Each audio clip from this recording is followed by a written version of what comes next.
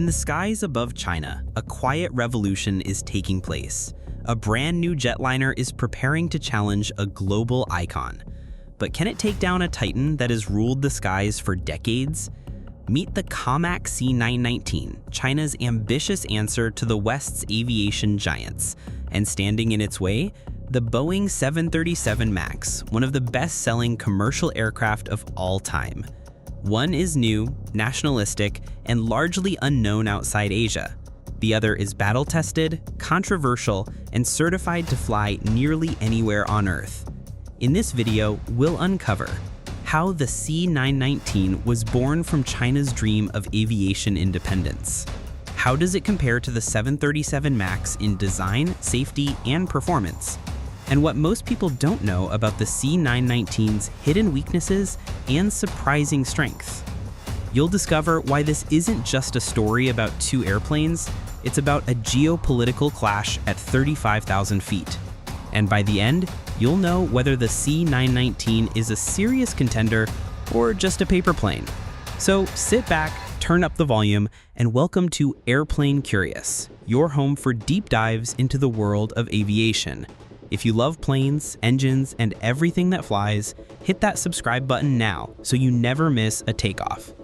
The story of the COMAC C919 begins not just with an aircraft, but with a national ambition. In 2008, China officially launched the C919 project through its state-owned aerospace manufacturer, COMAC, short for the Commercial Aircraft Corporation of China. The goal was clear: to reduce reliance on foreign aircraft and break the decades-long duopoly of Boeing and Airbus. For years, Chinese airlines had depended almost entirely on aircraft built in the West. The C919 was designed to change that, offering a homegrown alternative in the single-aisle jet market. Meanwhile, on the other side of the world, Boeing was reworking its strategy. The company had built the original 737 back in the 1960s, and over time it had evolved through several generations. But as Airbus began gaining ground with its efficient A320neo, Boeing responded with the 737 MAX, a modernized version boasting better fuel efficiency, quieter engines, and aerodynamic improvements. Development on the MAX began in the early 2010s, and its first flight took place in 2016. The C919 had its first flight a year later, in 2017, but while the 737 MAX quickly entered airline fleets, the C919 faced delays due to testing, certification, and supply chain issues. It wasn't until 2023 that the C919 officially entered commercial service, flying passengers for the first time on domestic Chinese routes. While Boeing was dealing with the fallout from the MAX's tragic crashes and grounding, COMAC quietly moved forward with its goal: to become a serious contender in the world's most competitive aircraft market. What began as a symbolic project started to look more real. And for Boeing and Airbus, the rise of COMAC was no longer just a concept. It was now a competitor on the runway. At first glance, the C919 looks very familiar. That's no coincidence. It's roughly the same size as the Airbus A320 and Boeing 737, with a similar narrow-body layout. But behind its familiar shape lies a blend of old and new. The C919 is built with a conventional aluminum fuselage, not composite materials like the Boeing 787. Still, it features modern avionics and a digital fly-by-wire control system, bringing it up to current standards. The aircraft is powered by CFM LEAP 1C engines developed jointly by General Electric and Safran in France. These engines are fuel-efficient and reduce noise, similar in performance to the LEAP 1B engines found on the Boeing 737 MAX. But there's an important detail. Almost 60% of the C919's components come from Western suppliers. That includes not just the engines, but also the avionics, flight control systems, landing gear, and cockpit displays. Companies like Honeywell, Rockwell Collins, and Liebherr are all part of the supply chain. So while the aircraft is Chinese-made, much of its critical technology is not. By contrast, the Boeing 737 MAX is an evolution of a long-standing design. It features refined aerodynamics, including split-tip winglets and reshaped engine nacelles for better airflow. The MAX also uses LEAP 1B engines, which are slightly smaller than the 1C variant, but optimized for the aircraft's shorter landing gear. In terms of cockpit design, the MAX retains familiarity for existing 737 pilots, while the C919's cockpit resembles Airbus more closely, with larger displays and side sticks in earlier mock-ups, though these were later replaced with more conventional yokes to ease certification. The differences between these aircraft lie not just in what they carry, but in how they were built and why. When it comes to performance and specifications, the COMAC C919 and Boeing 737 MAX 8 appear similar at first glance. Both aircraft are narrow-body, single-aisle jets built for short to medium-haul routes. They also fall into the same seating class. The C919 typically seats around 158 passengers, while the 737 MAX 8 accommodates up to 178, depending on airline configuration. The layout may vary slightly, but both planes are intended to serve similar markets: regional and domestic travel with moderate passenger volumes. Where they begin to differ is in range and efficiency. The C919 has an advertised maximum range of approximately 3,000 nautical miles. That's enough to handle most intra-Asian flights and some transcontinental routes, but it falls short when compared to the 737 MAX 8, which can fly up to 3,550 nautical miles. That extra 500 miles may not sound like much, but in the airline industry, it opens doors to more flexible routing, especially for low-cost carriers and emerging international routes. The Boeing 737 MAX 8 also has an edge in fuel efficiency. Thanks to its advanced winglets, lighter construction, and years of aerodynamic refinement, the MAX can burn less fuel per seat than its Chinese competitor. Boeing's engineers made small but impactful improvements, like reshaped engine nacelles and redesigned tail structures, which help reduce drag and improve overall efficiency. In contrast, the C919 uses a more conservative airframe design. It has a conventional aluminum body and lacks some of the aerodynamic features found in the MAX or even the Airbus A320neo. Although it does use modern engines, CFM LEAP 1C turbofans, its airframe and systems are not as optimized for long-term fuel savings. In other words, it flies well, but not exceptionally. Another point to consider is engine variation. Boeing's 737 MAX series uses the LEAP 1B, a slightly more refined version tailored specifically for that aircraft. COMAC C919 relies on the LEAP 1C, which, while powerful, is heavier and not as tightly integrated with the airframe. This contributes to the aircraft's relatively lower fuel efficiency.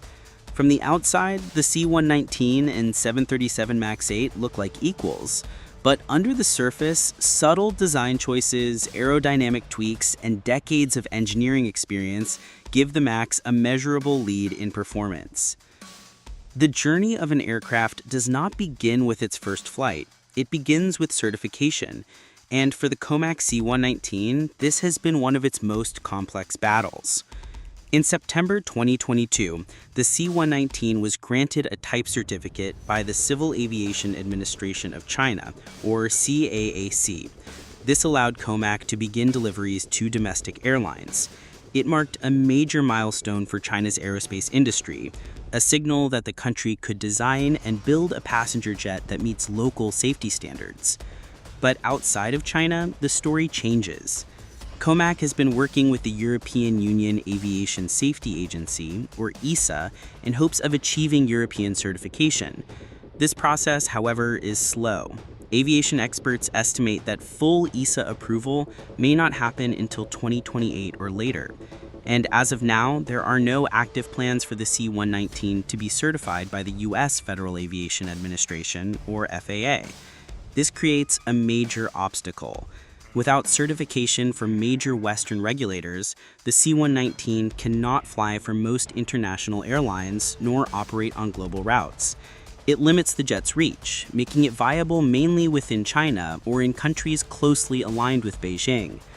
Meanwhile, the Boeing 737 MAX 8 has already been fully certified by all major regulators, FAA, ESA, and even CAAC, after intense scrutiny following its two fatal crashes. Boeing redesigned key systems like MCAS and added new pilot training requirements to satisfy safety demands worldwide. For COMAC, matching that level of international trust will take more than engineering. It will take time, transparency, and global cooperation, factors that go far beyond the aircraft. While the COMAC C919 has officially entered service, its reach is still very limited. So far, only around 25 aircraft have been ordered, and nearly all by Chinese state-owned airlines like China Eastern. For now, the aircraft flies only on domestic routes, and most passengers who board it don't even realize they're sitting in the middle of a national strategy. COMAC isn't just selling planes, it's trying to build an entire aviation ecosystem from the ground up. Its goal, to take over 20% of the Chinese narrow-body market by 2035, a market that's currently dominated by Boeing and Airbus. But success at home is just the beginning. COMAC knows that to truly compete, it must push beyond its borders. That's why it has plans for new C919 variants, including extended range versions to attract future international customers. On the other side of the ring, the Boeing 737 MAX 8 has already racked up over 4,000 orders worldwide. It's not just about the plane. Boeing has an enormous infrastructure backing it. Airlines that operate the 737 MAX 8 have access to global leasing networks, massive spare parts support, and comprehensive pilot training programs. These systems have been refined over decades. COMAC, however, lacks this backbone. For airlines outside of China to even consider buying the C919, they'll need confidence in maintenance, repair, and operational support, also known as MRO. They'll need access to leasing options, global spare parts inventory, and retraining pathways for their pilots. Right now, most of that doesn't exist. COMAC will have to build this global support structure piece by piece, something that could take years, if not decades. Despite all the ambition behind the C919, serious challenges stand in its way.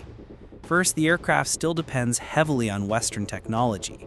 Its engines, for example, are CFM LEAP 1C, developed by a joint venture between General Electric in the US and Safran in France. The avionics, landing gear, flight control systems, and many other vital components also come from Western suppliers. This means COMAC does not have full control over its supply chain. In times of trade tension or sanctions, this could become a major vulnerability. If key components are restricted or delayed, C919 production could grind to a halt. Second, the certification process is a major roadblock to international acceptance. While the C919 is certified by China's Civil Aviation Authority, it is not yet cleared to fly in the US or the European Union. Without FAA or EASA certification, the jet cannot be sold to most global airlines. It also means international pilots may hesitate to trust it, even if it performs well.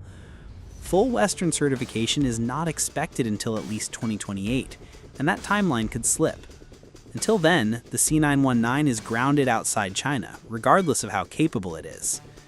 Third, COMAC faces a lack of global support infrastructure. Boeing and Airbus have spent decades building worldwide networks for maintenance, repair, pilot training, and spare parts. COMAC does not have these systems in place. Airlines rely on strong after-sales support to keep their fleets flying. Without it, the risk of operational delays and maintenance issues rises. For international customers, this is a serious concern. But while the challenges are real, the opportunities are just as significant. China is the world's second largest aviation market, and it's growing fast. Boeing and Airbus already have long order backlogs. Delivery slots are booked for years. This opens a window for COMAC. Airlines that need new aircraft soon may consider the C919 simply because it's available. Then there's the price factor. The C919 is cheaper than both the 737 MAX and A320neo. That's attractive to low-cost carriers and new airlines, especially in developing markets. On forums like Reddit and in YouTube comments, aviation fans point out that if the C919 proves reliable, many budget carriers could take a chance on it, especially in Asia, Africa, and parts of South America. The COMAC C919 is more than just China's newest aircraft. It's a clear message. The country wants to build its own future in aviation. Inside China, the C919 is already gaining ground. But on the global stage, it still has a long climb ahead. To truly compete with the 737 MAX, the C919 must clear a few major hurdles. It needs certification from Western regulators like the FAA and EASA. It needs a global support system for maintenance, training, and spare parts. And it must develop more variants, improve efficiency, and win the trust of international airlines. If COMAC can do all of that, and that's a big F, then within 5 to 10 years, the C919 could become a real competitor, not just in China, but around the world. The C919 may not dethrone the 737 MAX today, but it signals the start of a new era, one where the sky is no longer dominated by just two players. Thanks for watching. If you found this video interesting, give it a like, and don't forget to subscribe to Airplane Curious for more deep dives into the world of aviation. We've got more flight stories coming soon, so stay tuned, and we'll see you in the next video.